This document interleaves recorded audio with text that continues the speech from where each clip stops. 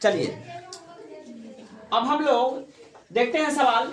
8 centimetre त्रिज्या वाले एक ठोस गोले से 1 सेंटीमीटर त्रिज्या वाले कितनी ठोस गोलियां बनाई जा सकती है। सवाल ये है।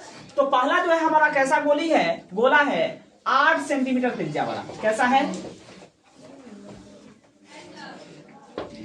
8 सेंटीमीटर त्रिज्या वाला ऐसा गोला है जिसकी त्रिज्या है 8 सेंटीमीटर। कितनी है 8 सेंटीमीटर। ठीक है। और इससे कह रहा है छोटी छोटी गोलियां बनाना है 1 सेंटीमीटर त्रिज्या वाला, माने बहुत छोटा हो जाएगा। मान लेते हैं इसको थोड़ा बड़ा सा आकृति बना लेते हैं हम लोग। त्रिज्या कितनी है इसकी 1 सेंटीमीटर। ठीक है। तो सबसे पहली बात है देखिए हम लोग इसका आयतन निकाल लेते हैं। कहा क्या रहा है कि आपको 8 सेंटीमीटर त्रिज्या वाले एक ठोस गोले से, तो 8 सेंटीमीटर त्रिज्या वाला ठोस गोला है और यह जो है से 1 सेंटीमीटर त्रिज्या वाली कितनी ठोस गोलियां बनाई जा सकती है। तो ये है आपको 1 सेंटीमीटर त्रिज्या वाली छोटी सी ठोस गोलियां हैं। तो इसमें से कै गोली बनेगा, यानी इसका हमको आयतन निकालना पड़ेगा, इसका भी आयतन निकालना पड़ेगा और इस बड़े वाले आयतन में इस छोटे वाले आयतन से भाग दे देंगे। ऐसा समझ में जो आएगा वही हमारा आंसर होगा। यानी गोलियों की संख्या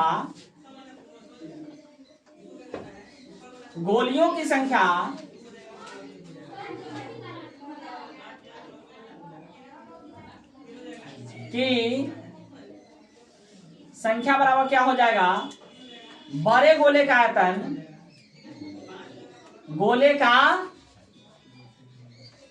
आयतन बटा छोटी गोली का आयतन। नहीं जी, गोली का आयतन। ठीक है।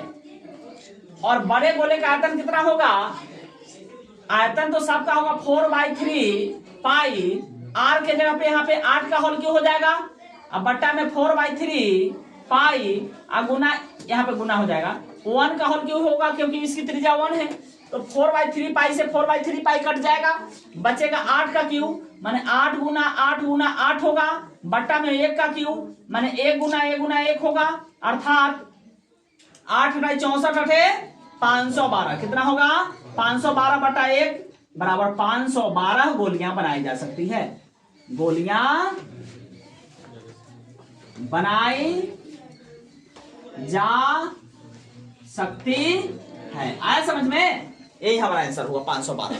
ठीक है। देखिए अब हम लोग नेक्स्ट सवाल पढ़ते हैं। वो सवाल है उस समांतर श्रेणी का पदांतर ज्ञात करें जिसका 11वां पद जो है 38 और 16वां पद 73 है।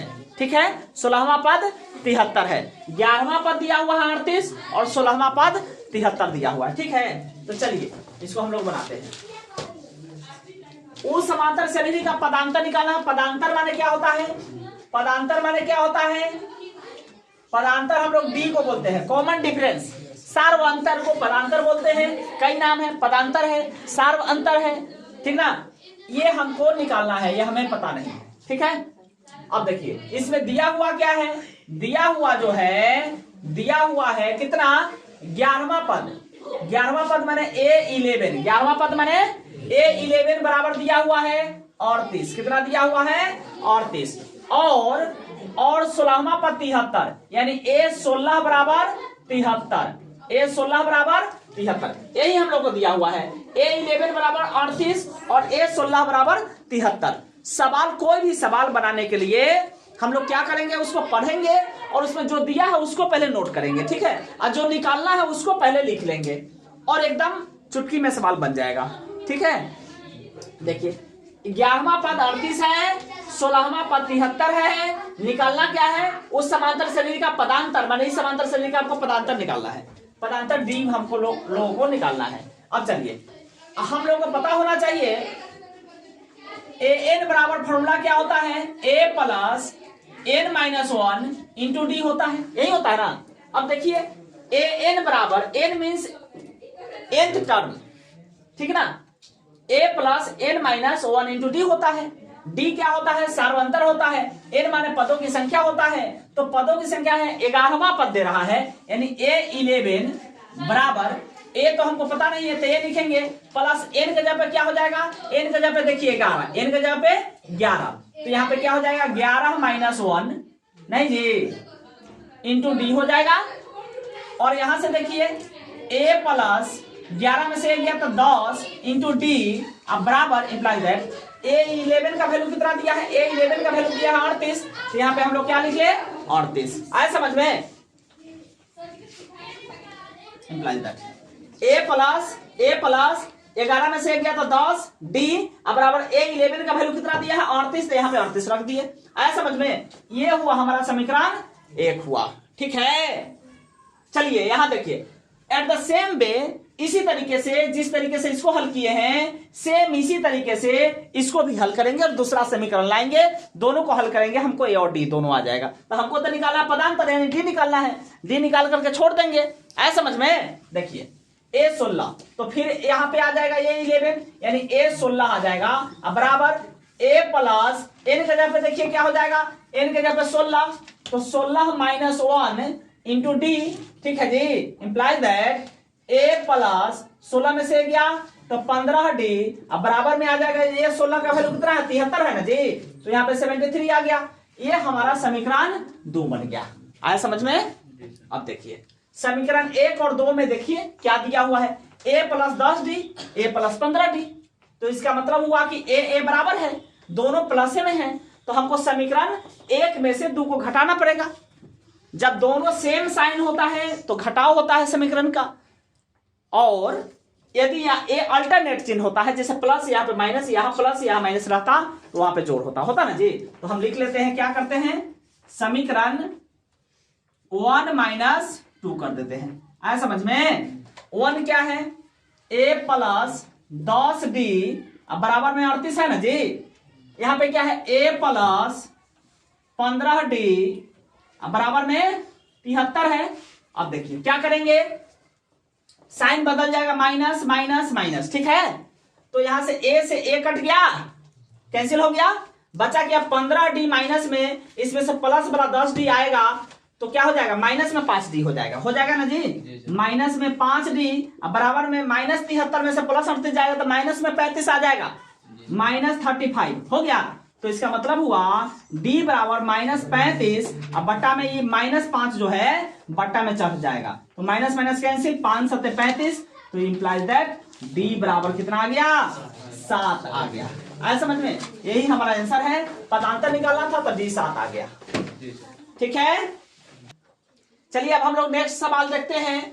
P का मान ज्ञात करें यदि बिंदु A02 बिंदु 3, P तथा P, 5 से समदूरस्थ है। क्या है? समदूरस्थ है। ठीक ना, यह जो है निर्देशांक ज्यामिति का वेरी वेरी इंपॉर्टेंट सवाल है। ठीक ना, इस तरह का कोई भी सवाल एग्जाम में हर हाल में आता है। देखिए कह क्या रहा है, अब हम लोग इसको बनाते हैं, देखते हैं सॉल्यूशन। देखिए कह रहा है ए जो है 02 3P से माने इससे इसकी दूरी जो होगी वो बराबर होगी इसी बिंदु से इसकी दूरी नहीं, अर्थात हम ए जो बिंदु है 0,2, ए का जो निर्देशांक है 0,2, इससे इसकी दूरी यानी यहां पे कोई बिंदु अगर मान लेते हैं बी है जिसका निर्देशांक 3, है ना जी, 3, और यहां से इसकी जो दूरी होगी, यहां से जो इसकी दूरी होगी ये बराबर होगी, यहां पे कोई बिंदु सी होगा, यहां पे कोई बिंदु सी होगा जिसका निर्देशांक होगा P, 5। ठीक है, जरा ध्यान से समझना जी। कह रहा है A जिसका निर्देशांक A,0 है, 0,2 है ना, A का निर्देशांक 0,2 है, और ये जो बिंदु है 0,2 इससे और इससे दोनों से समदूरस्थ है, तो ये क्या है 3P है, इसको हम बिंदु B मान लिए, इसको हम बिंदु C मान लिए, इसको C मान लिए। ठीक ना, P, 5 है, तो कह रहा है कि यह जो बिंदु है ना, माने यह जो बिंदु है ए माने है इससे इसकी दूरी और इससे इसकी दूरी ये दोनों क्या होने चाहिए, आपस में बराबर होने चाहिए, यानी ए बी जो होना चाहिए सो ए सी के बराबर होना चाहिए। आया समझ में? ए बी जो होना चाहिए सो ए सी के बराबर होना चाहिए, यही बात बता रहा है। ठीक है, आया समझ में? मेन इसमें समझने का फेर है, अगर समझ में आ गया तो कोई भी सवाल बन जाएगा। ठीक है, यानी कह रहा है कि ए जो 0,2 है, यहां ले लीजिए 0,2, यह इससे यानी 3P से, 3P यहां पे है, B मान लिए, P, 5 यहां C मान लिए, तो इससे क्या है समदूरस्थ है, सम माने बराबर, दूरस्थ माने दूरी पर, बराबर दूरी पर है, यानी ए बी निकालेंगे और ए सी निकालेंगे, ये दोनों आपस में क्या होना चाहिए, बराबर होना चाहिए। ऐसा समझ में। चलिए हम लोग निकालते हैं ए बी। क्या करते हैं, यहां पे लिख देते हैं प्रश्न से, क्या लिख लेते हैं कि ए बी जो होना चाहिए, सो ए बी ये बराबर होना चाहिए ए सी के। हम लोग इस बिंदु के जगह पर कुछ भी मान सकते हैं, ठीक ना, पी क्यू जो मर्जी है वो मान ले, ठीक है। अब देखिए तो ए बी क्या होगी, इससे इसकी दूरी, तो 3 - 0 का क्या होता है फॉर्मूला, दूरी सूत्र सभी लोगों को याद होना चाहिए। दूरी सूत्र जो होता है एक बार हम लिख देते हैं, दूरी सूत्र लिख देते हैं एक बार, ये दूरी सूत्र हुआ जी। दूरी सूत्र होता है √अंडर x2 - x1 का whole square plus y2 - y1 का होल स्क्वायर, ये होता है आपको दूरी सूत्र। दूरी सूत्र याद नहीं होगा तो फिर सवाल कैसे बनेगा, हथियारे नहीं रहेगा, चल जाओगे लड़ने, उधर से मर क्या होगे, है ना। तो यह है हमारा इस सवाल को बनाने का हथियार, आ समझ में। चलिए तो ए बी बराबर ए सी, ए बी निकालते हैं। देखिए सुनिए, ये हो जाए x1 y1, ये हो जाए x2 y2, तो x2 - x1 मैंने 3 में से 0 घटेगा, √अंडर क्या होगा 3 - 0 का स्क्वायर, 3 - 0 का whole square plus y2 - y1, तो p - 2 का होल स्क्वायर, p - 2 का होल स्क्वायर, ये हो गया ए बी हुआ। और ये बराबर होगा ए सी, ए सी माने ये x1 y1 तो ये x2 y2 है ना, तो p - 0 क्या हो जाएगा √अंडर x2 - x1 का स्क्वायर, तो p - 0 का स्क्वायर, p - 0 का होल स्क्वायर, अब प्लस में हो जाएगा आपको 5 - 2 का होल स्क्वायर, है ना जी, 5 - 2 का होल स्क्वायर। इसके लिए x1 y1 का काम ये करेगा, x2 y2 का काम ये करेगा, इसके लिए x1 y1 तो यही करेगा, लेकिन x2 y2 ये करेगा, ऐसा समझ में। अब देखिए इसको हल करेंगे, अगर दोनों तरफ रूट हो ना तो हम क्या करेंगे, स्क्वायर कर देंगे और दोनों तरफ का रूट खत्म हो जाएगा, यानी 3 - 0 0 कोई वैल्यू नहीं, 3/3 9 प्लस p - 2 का होल स्क्वायर, p - 2 का होल स्क्वायर, इसको गुना कर दीजिए, सॉरी a - b का होल स्क्वायर पे इसको निकाल लीजिए, तो a का स्क्वायर हो जाएगा और प्लस b का स्क्वायर हो जाएगा, 2 दूनी 4 -2ab, तो 2 दूनी 4p हो जाएगा, ठीक है जी, बराबर। यहां देखिए 0 कोई वैल्यू नहीं है, तो p का होल स्क्वायर हो जाएगा और प्लस 5 में से 2 गया कितना होगा, 5 में से 2 गया 3 होगा, तो 3/3 9 हो जाएगा। और यहां पे लिख दीजिए दोनों तरफ वर्ग करने पर क्या किए हैं हम लोग, दोनों तरफ क्या किए हैं, वर्ग किए हैं, क्या किए हैं, वर्ग करने पर, दोनों तरफ वर्ग करने पर, दोनों तरफ वर्ग करने पर दोनों का रूट क्या हो गया है, कैंसिल हो गया, दोनों का रूट खत्म हो गया है, ठीक है। अब देखिए यहां से देखिए बराबर के दोनों तरफ अगर p स्क्वायर है तो p स्क्वायर से p स्क्वायर कैंसिल हो गया, तो बचा क्या, माइनस में 4p बच गया, माइनस में 4p बच गया, एक बार इसको मिटा देते हैं, माइनस में 4p बच गया, बराबर में देखिए।